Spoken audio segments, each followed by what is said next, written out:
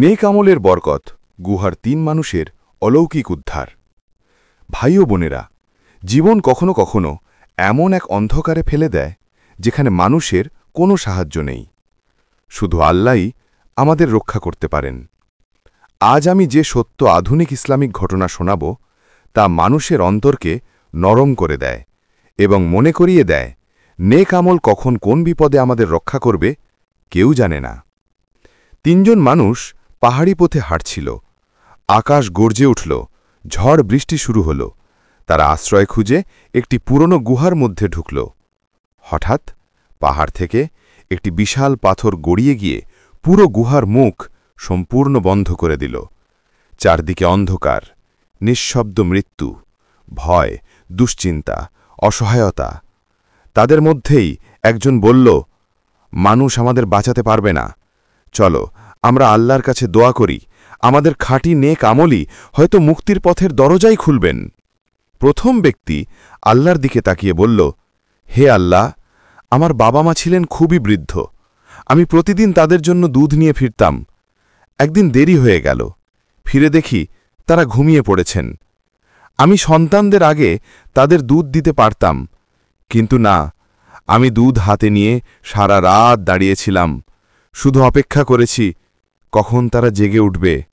হে আল্লাহ, আমি যদি এটা শুধুমাত্র তোমার সন্তুষ্টির জন্য করি, এই পাথরটা একটু সরিয়ে দাও। পাথর সামান্য সরল, কিন্তু বের হওয়ার পথ হল না। দ্বিতীয় ব্যক্তি বলল, হে আল্লাহ, আমি এক মহিলাকে ভালোবাসতাম। একদিন আমি তাকে রাজি করাতে সক্ষম হলাম।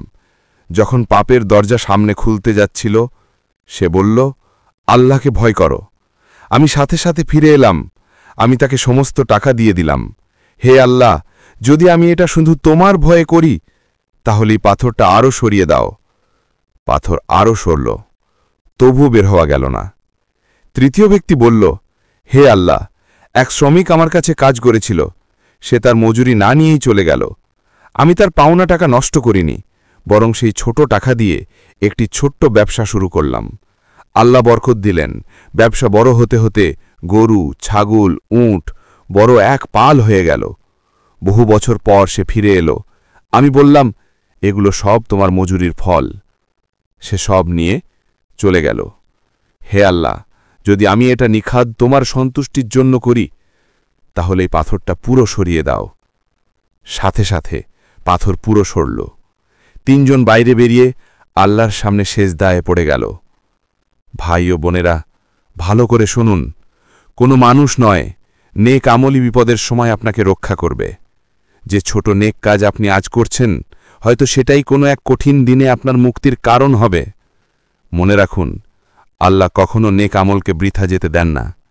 যদি এই সত্য ঘটনা আপনার হৃদয়ে একটু হলেও আলো জ্বালিয়ে দেয়, ভিডিওটি লাইক দিন, শেয়ার করুন, আর একবার হলেও আল্লাহর দিকে ফিরে আসুন।